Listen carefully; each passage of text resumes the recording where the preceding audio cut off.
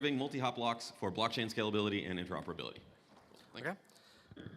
Thank you for the introduction, and thank you everybody for coming to my talk. As you said, my name is Pedro Moreno-Sanchez, and I'm going to talk today about privacy-preserving multi-hops for blockchain scalability and interoperability. And this is a joint work with my colleagues Giulio Malavolta, Clara Schneiderwind, Aniket Kate, who is in the audience, and Matteo Maffei. Probably it's not a surprise if I tell you that permissionless blockchains have a scalability issue, and it's that the permissionless nature of the current blockchains actually limit the transaction rate that we have. It's really low. We have at best 10 transactions per second, and this actually limits a more widespread use of or adoption of blockchain technologies like Bitcoin or Ethereum. This scalability problem has been tackled in the community, in the research and industry, and we can roughly group the solutions into groups. One is the on-chain or layer one solutions. Yesterday we saw fantastic talks about advances in this area.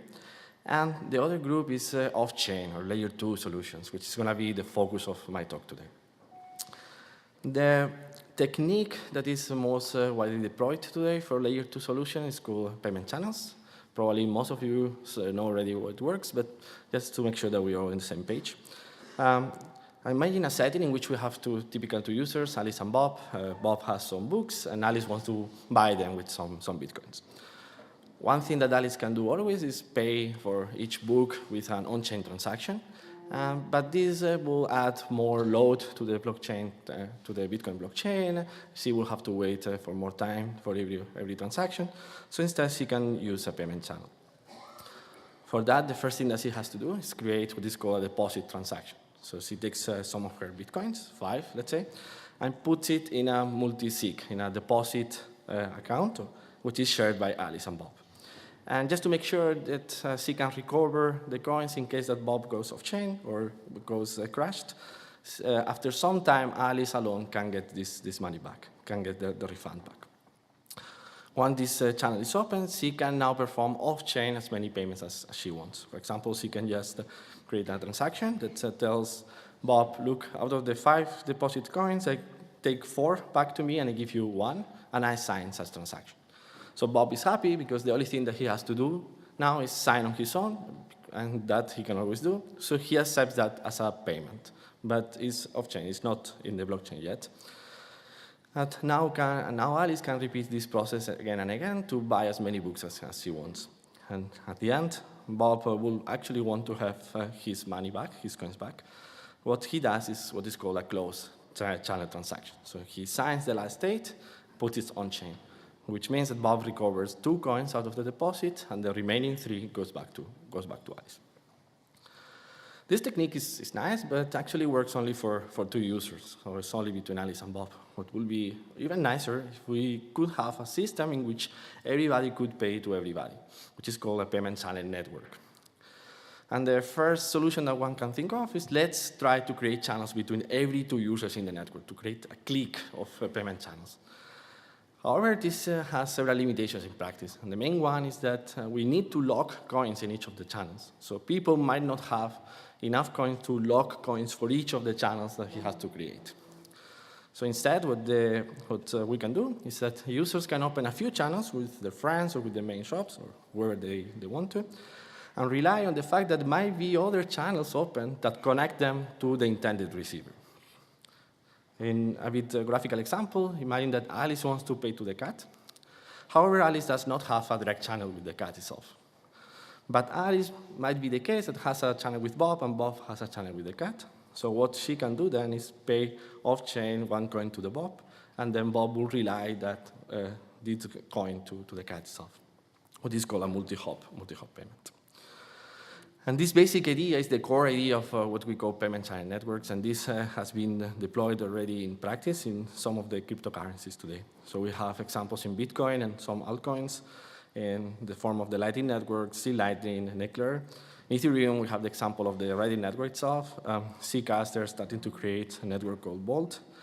And I believe that eventually every blockchain will need a layer 2 solution, a layer 2 scalability solution. So in this panorama, in this current situation, in our work, and also the purpose of this talk, is mainly three points. So first, we actually formally describe which are the security and privacy notions that we need in such a network. We then go to the actual implementation of the payment channel network and show which are the security and security and privacy problems that they have today.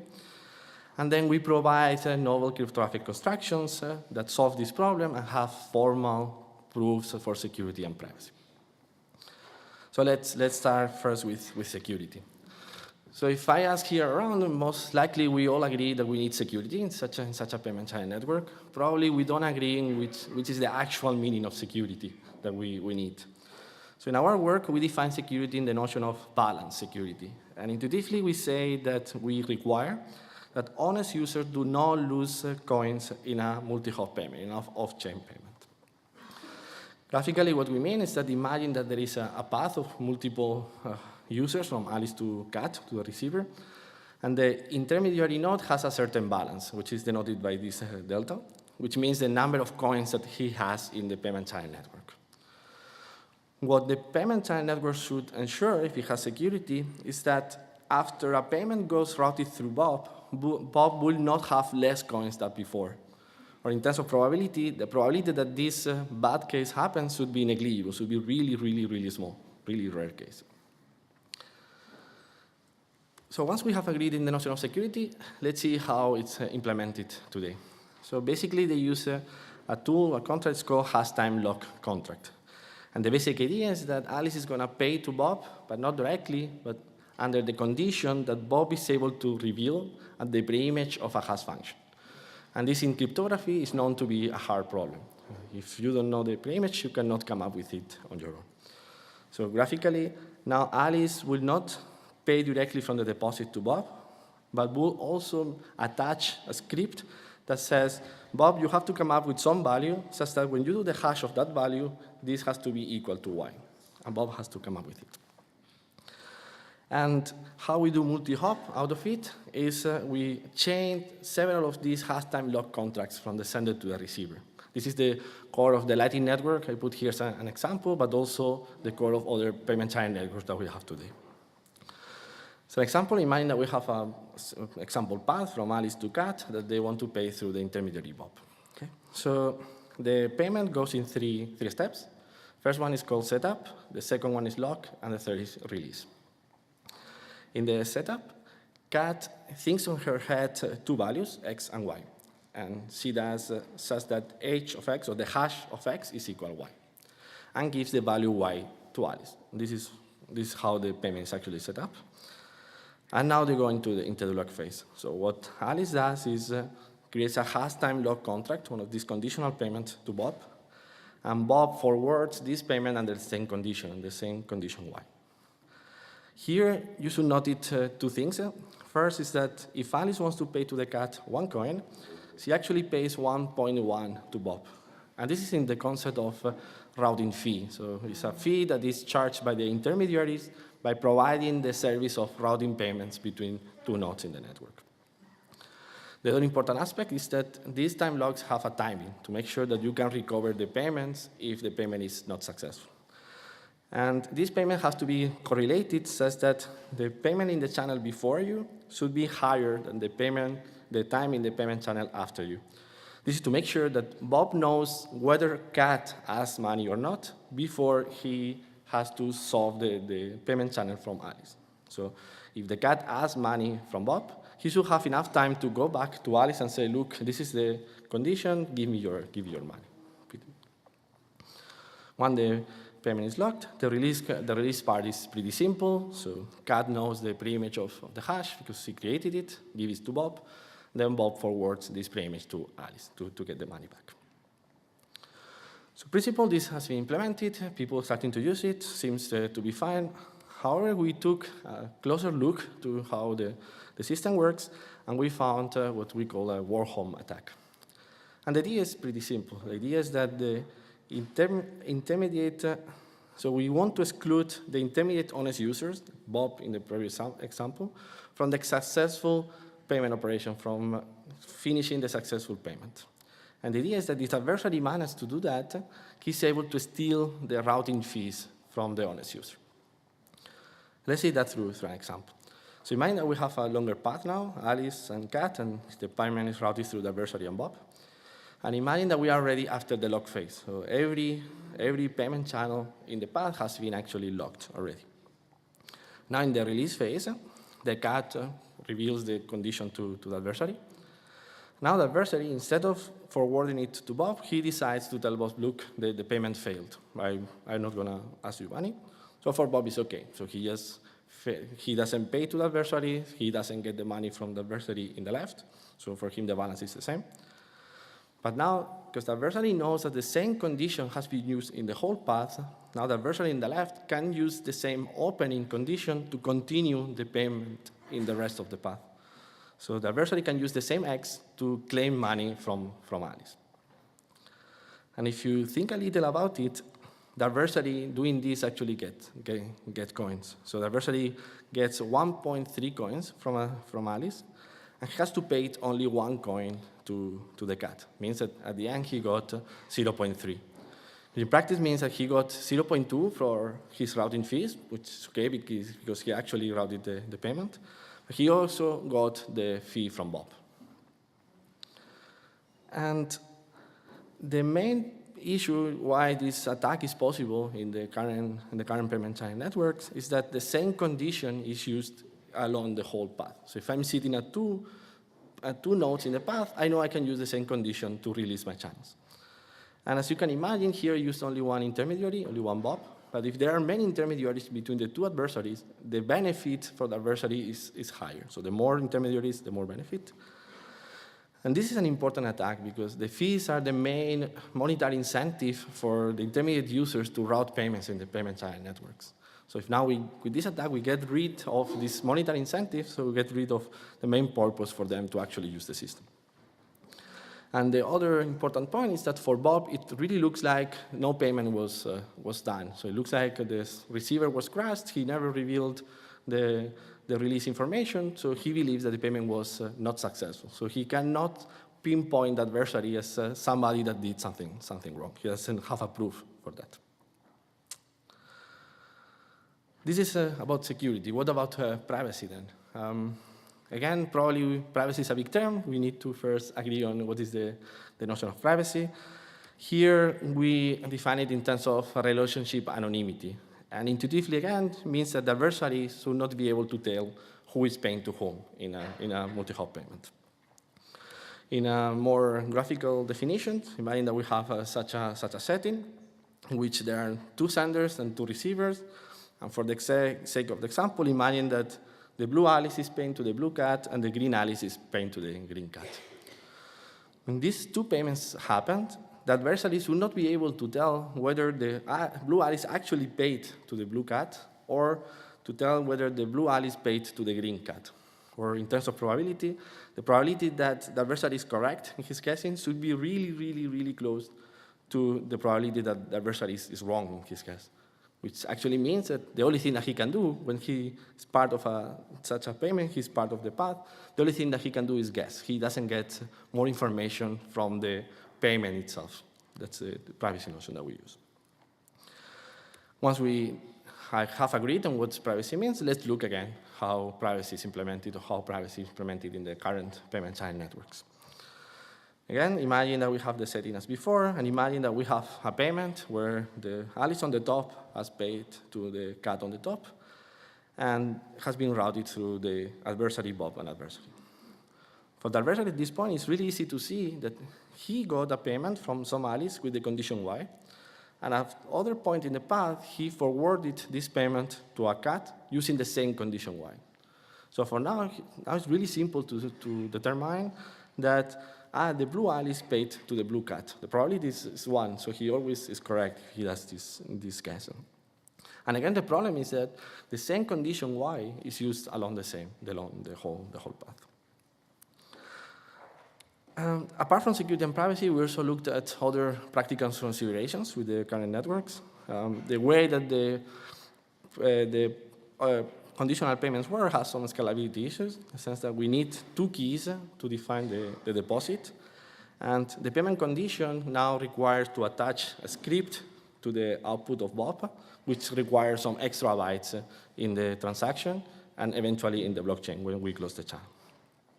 This also has privacy issues. So when we see such a transaction, we see the two keys that share the deposit, and we see the two users that are sharing the payment channel. So we can determine that these two users are doing business together. Finally, this has problem with interoperability in the sense that only payment channel networks that support the hash function that is used in this mechanism can be compatible with the current payment channel networks. If you want to use them, you have to use the hash functions that they are using in their system.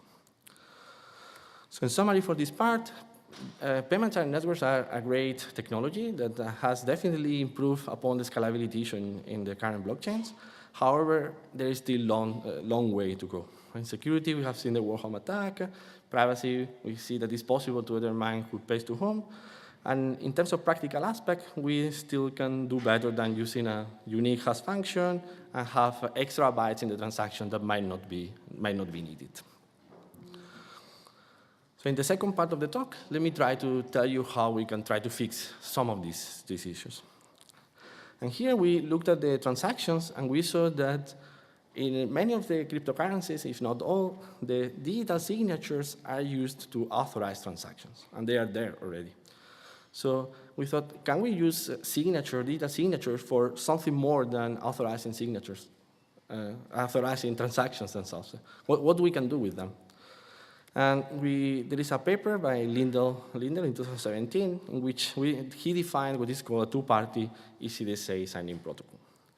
And the idea is that we have a setting in which there are two users, Alice and Bob, and they have their own private key pairs.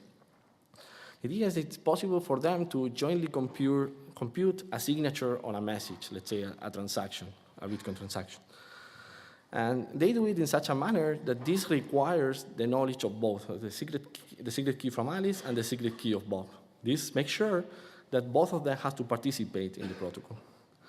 And the other interesting aspect is that in order to verify such a signature, we require only one public key, which is the joint public key or the combined public key of both of them, PKA and PKB. So if we transport this directly to how the opening of a channel will now be defined, we go from a setting in which deposit requires two keys to a setting in which we have the deposit defined by a single key, PKAB. And with that, we save some valuable bytes that we no longer have to put in the blockchain. Similar, if you remember, for the off-chain payment. So in every off-chain payment, we have to define the deposit. It has two keys. Now we can use it with a single key. So again, we save some bytes for the blockchain. This is good so far, so we can do a bit better. However, if you remember, for the multi-hop payment, we also need the conditional payment. We need to embed a condition itself. So what if we can encode the condition itself in a public key, in the signature itself? So how we can do that? For that, there is a technique called scriptless scripts. It's a technique that was originally proposed by Andrew Poelstra. And the idea, as I said, is it's possible to encode a cryptographic condition in the public key itself, in the creation of a digital signature. But the technique that he proposed requires to have a Schnorr as a digital signature in the cryptocurrency. And they have done excellent work on how to expand this to more functionality. Fortunately, we don't have it yet in Bitcoin. What we have in Bitcoin is ECDSA. So what we will require is a similar technique in which we can encode conditions inside ECDSA signatures itself. So in our work, we first formally define the technique for Poelstra and show that it actually achieves security and privacy properties. And we then propose the scriptless scripts version of ECDSA. And what I wanted to point out is that this is not an easy task. It has been an open question in the community for a while. And the main challenge to make this work is that in Schnorr, the signature has a kind of nice structure. So it's like the randomness plus the secret key times the message. So if you have two of these signatures, it's kind of easy to combine them. So you can do a linear combination of them, and it works. The problem is like in ECDSA, the structure of the signature is a bit more complex. It requires the inverse of numbers. It requires the x coordinate of a point. And when you combine two signatures, this is not any longer a nice linear combination. So you need, as I said, like the inverse, the x coordinate of a point.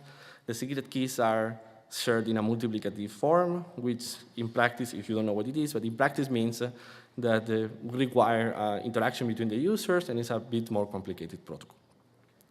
So if you're interested in the details, we have the full protocol sketch actually defined on the paper, and there is the formal description and analysis.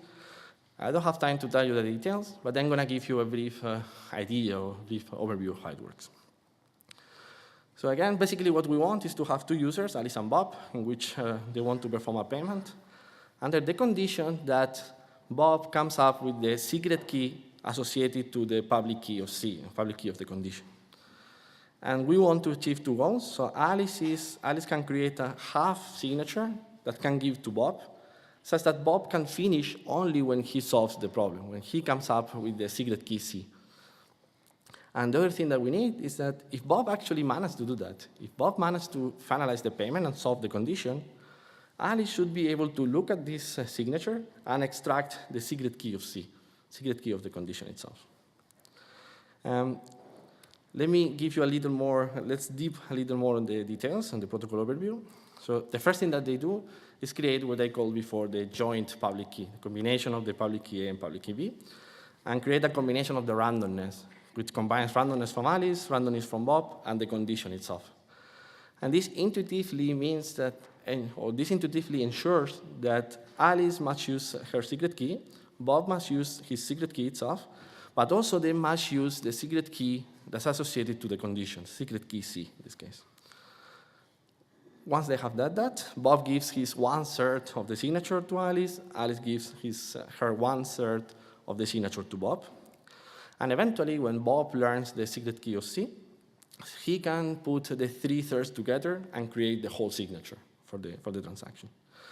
Now, if Bob wants to close the channel, he might put this signature in the blockchain, or if he collaborates with Alice, he might just send the signature to Alice itself. And now Alice, when she sees the whole signature, she can take out the 2/3 that she knows and get the sigma C, the third corresponding to the condition. And from that, it's really trivial for Alice to extract the secret key C itself. So if you look at it a bit more in detail, you can think of it as the first messages had been a lock mechanism, as we have seen before. So they extract enough information such that the state between them is enough up to the point in which Bob requires some release information, some extra information. And once he learns the extra information, the SKC, then we enter in the release part of the protocol. So he can release the payment by creating the whole signature. So basically, the first part is we can use it as a lock, in a multi-hop lock, and the second part, we can use it in the release phase. In fact, we define how to use this building block, CDSA, to create a payment channel network. And we use, again, the three same phases, the setup, the lock, and the release. The setup, Alice will, in her head, compute two keys, the public key D and public key, which will be part of two conditions, and also a combined public key from them. So she combines both of them. And now Alice gives to Bob the combined public key plus the public key D plus the secret key for the other one, for the third one. And in the next phase, you will see why this makes sense. And for the receiver, she just gives a condition, which is public key D, and the opening of that condition, the secret key associated to that public key. Because Kat is the receiver, so what she wants is she actually managed to open and start the payment if everything is successful. Once they have this set up, they go into the lock phase. If you remember, for Bob, it's okay to lock the incoming payment channel in the combined public key, and the outgoing one in the public key D. Because he knows that as soon as the cat reveals the secret key D, he can combine that with the secret key E that he knows, and this combination is already the opening information for the combination of key D, E, for the public key D and public key E. So he knows that if the cat starts the payment, he could always take this information, combine it with his secret E, and be able to release the previous payment channel. The interesting point here is that this public key D and D are randomized, so the public key D is a random key, and public key DE is the combination of two random keys, so they are randomized conditions. And intuitively, this is what gives us the security and privacy notions that we need. The release part of the protocol is pretty simple. So the cat reveals the secret key D to Bob. Bob compute secret key D plus E and give it to Alice, as simple as in the Lightning Network. And here there are some points I wanted to discuss. So I show it only with one intermediate user for simplicity, but as you can imagine, we can extend this to many of these hops. So every hop will have a combination of n-1 keys. It solves actually the security problem that I showed. It solves the Wormhole attack and also the privacy issues that I showed here, and improve the interoperability of the system. So now the cryptocurrencies that want to use this payment channel network only require ECDSA. And we also show in the paper that it's possible to combine ECDSA payment channels with Schnorr payment channels. So you can have a multi-hop path, which one channel is ECDSA, the next one is Schnorr, and still you can do a multi-hop payment. Obviously, because it's based on ECDSA, it's compatible with Bitcoin and the current payment channel networks. And people from the Lightning Labs, Connor Frognuts, has implemented this scheme in the current Lightning Network, and they're testing it. If you're interested in this link, they have more details.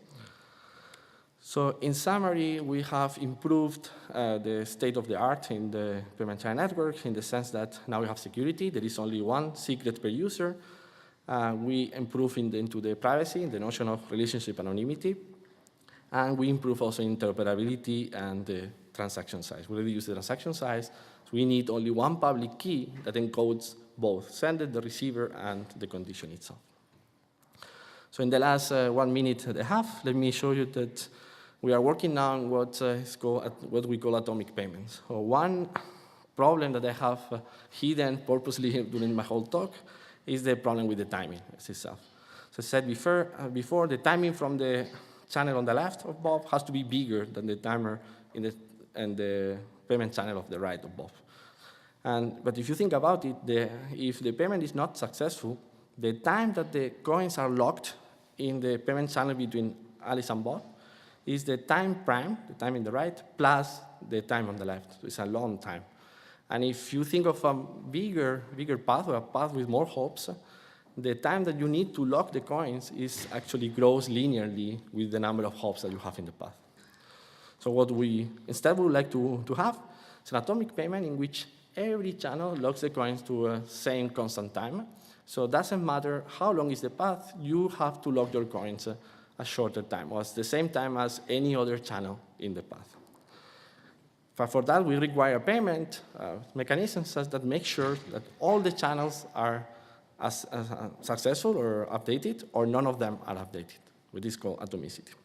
And the advantage of this is that if the payment is not successful, it will be faster to recover the coins. We have to wait a shorter time to make the payment expired and get the coin back to use it for a further payment in the future. So to conclude, the take-home message from this talk would be that, yes, the current payment channel networks is a great scalability technology, but it requires further work. In this work, in this talk, you have seen that we have created the first formal security and privacy analysis for an attacks on the current payment channel networks. We propose some cryptographic protocols to improve half of them. In particular, we do the scriptless ECDSA-based locks to improve in security, privacy, and interoperability of payment channel networks. With that, I would like to finish. Thank you for your attention, and looking forward to your questions. Thank you very much. You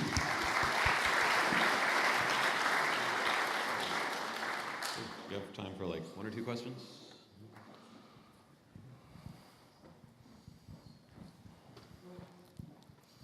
So in the wormhole attack, you say that the intermediaries who are surrounding some other payment intermediary are stealing fees from them. But aren't they really just routing around that intermediary? So like, why are they entitled to fees? They're really just getting disintermediated there, right? Yes, so they could routing around if they create a payment channel between them, but this will require to lock some more coins to create such a channel. If they trust each other, they don't have to create a payment channel. Why can't they just, like actually make the right payment between them? They could, but then, you make the honest, the point is like you make the honest user to participate, you harm his liquidity because you put some coins locked there, and because of this service, he should actually get money, and he doesn't get because you get routed out of it, or you get the guy out of the path. If you want, obviously you can route around, yes, it's not, because the condition is the same. With our technique, you cannot do it anymore, because if the honest user is part of the path, you require his secret part to finish it, actually. Yes. Any other questions? Can you come up? Thank you. Do like two. Okay. Hi, thank you for your talk. I'm not sure if you mentioned it, but what are the limitations on applying the sprites technique to unlock all the HTLCs in one round in this work? Yes, so sprites, for those of you who don't know, is like a way to create what they call atomic payments in Ethereum, or in a system in which you have a more expressive language itself. In order to do that, you will have to have enough expressiveness in the language of Bitcoin to support what sprites require. If that's the case, you could actually use it.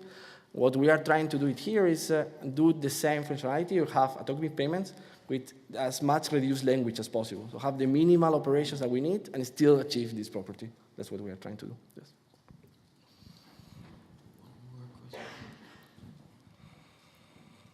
Hi. For ECDSA, have you considered using BLS? Yes, we showed actually in the paper that any one-way homomorphic function actually would suffice to have the properties that we want. And you can definitely do it with BLS as well. We used to do it in ECDSA because it's compatible with the current Bitcoin blockchain. Yes. Okay, great. Let's thank Pedro again, and next speaker. Thanks. Thanks.